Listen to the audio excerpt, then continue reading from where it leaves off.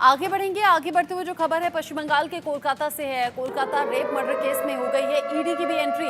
संदीप घोष से संबंधित 3 ठिकानों पर छापा पड़ा है। हावड़ा, सोनारपुर में भी 2 जगह ईडी की रेड हुई है। हुगली में संदीप घोष के करीबी के घर पर भी रेड डाली गई है।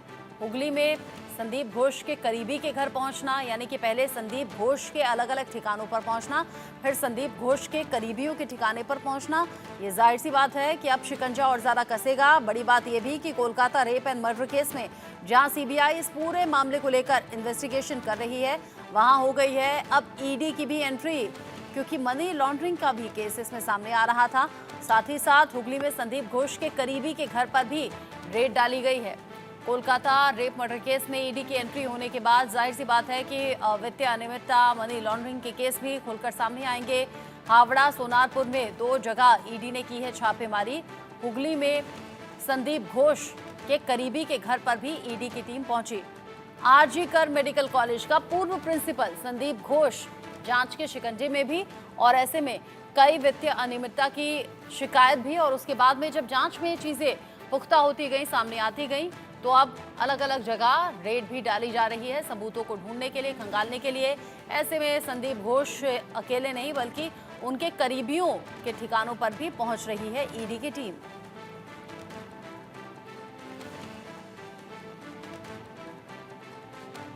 सीबीआई ऑलरेडी इस पूरे मामले को लेकर जांच आगे बढ़ा रही है। संदीप घोष जो कि कस्टडी में सवालों का सामना कर रहे हैं। संदीप घोष पर शक इसलिए भी है क्योंकि कुछ पर्सनल लाइफ में भी इस तरह की चीजें हुई कि संदीप घोष शक के घेरे में आ गए, यानी अपनी ही पत्नी की सी सेक्शन डिलीवरी के बाद लात मारकर स्टिचेस तक खोल दिए गए थे। संदीप घोष के इस रवैये की चर्चा भी अब दोबारा फिर से होने लगी है।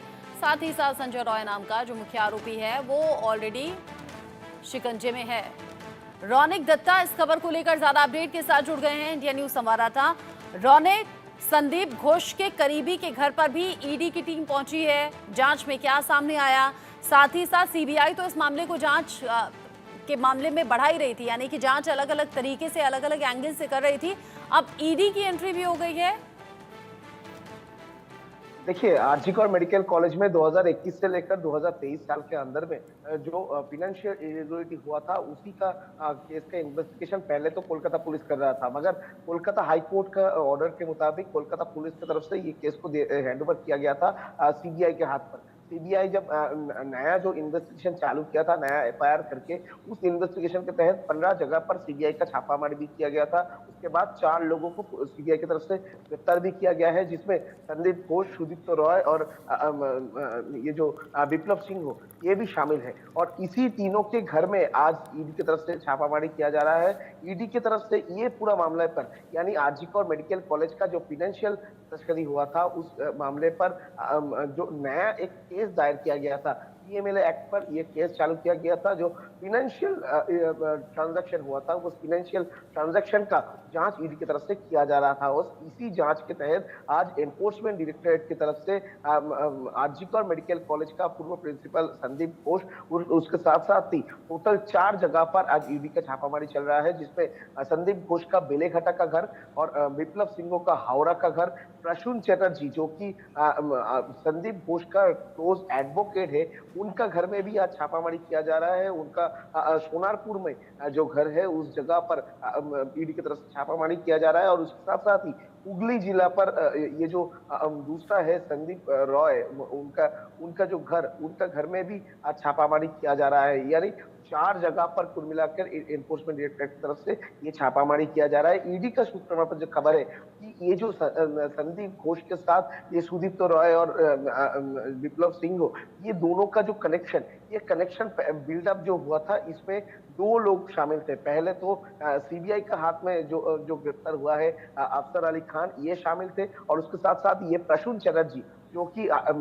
संदीप घोष का क्लोज एडवोकेट है, ये प्रसून चटर्जी के साथ ये जो विप्लव सिंह और सुदीप्त रॉय, ये दोनों वेंडर का रिलेशन है। ये एक बार बता दूं, ये जो विप्लव सिंह है, इनका एक वेंडर कंपनी है जो कि मेडिकल जो वेस्टेज है वो सप्लाई करता था। उनका बिजनेस है, उनका इंपोर्ट एक्सपोर्ट का, और इसका नाम है मां तारा ट्रेडर्स। उनका घर है हावड़ा में, उनका ऑफिस भी है हावड़ा में। और सुदीप्त रॉय भी और एक वेंडर था, जिसको 2021 से लेकर 2023 तक जो गवर्नमेंट का हॉस्पिटल का जो गवर्नमेंट का टेंडर, वो टेंडर मिला था। और इसको लेकर ही जो बात सामने आ रहा है, जैसे कि ईडी का सूत्र पर खबर है कि ये जो सरकारी टेंडर, ये दोनों वेंडर के पास पहुंचे दिए, दोनों वेंडर को मिला दिया था ये संदीप घोष ने। और संदीप घोष के साथ ये दोनों का कनेक्शन तैयार हुआ था प्रसून चटर्जी के माध्यम से। और इसी वजह से ये चारों का घर में आज छापामारी किया जा रहा है। इनके बीच में जो फाइनेंशियल ट्रांजैक्शन हुआ था, वो फाइनेंशियल ट्रांजैक्शन भी ईडी के नजर में है।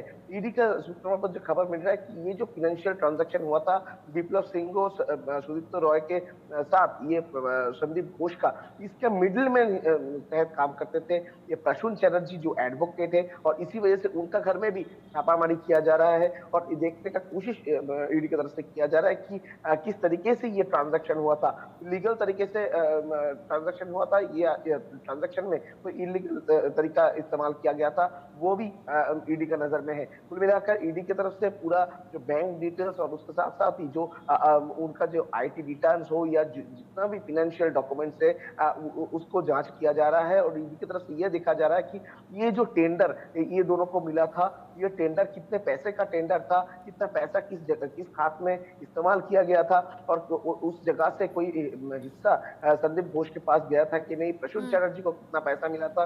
क्योंकि ईडी का पास जो इंफॉर्मेशन है, जैसे कि ईडी का सूत्र के हवाले से खबर मिल रहा है, ये जो प्रसून चटर्जी जितना भी डॉक्यूमेंट तैयार किया गया था ये टेंडर लेने के लिए, और जितना भी डॉक्यूमेंट बाद में तैयार किया गया था, यानी 2021 से लेकर 2023 साल के बीच में जितना भी डॉक्यूमेंट तैयार किया गया था, यानी कि रौनक, जो रेप और मर्डर केस है उसमें सीबीआई जांच को आगे बढ़ा रही है, लेकिन जो वित्तीय अनियमितता, पैसों की धांधली की बातें हैं, उसमें अब ईडी ने शिकंजा कस लिया है। और संदीप घोष अकेला नहीं बल्कि करीबियों तक भी शिकंजा कस रहा है। अब ये जो छापेमारी है, इसमें निकलकर क्या सामने आता है, क्या सबूत हाथ लगते हैं, रौनक नजर आप बनाए रखिएगा। आगे जो अपडेट होगा आपके जरिए दर्शकों तक पहुंचाएंगे। अभी के लिए आपका शुक्रिया।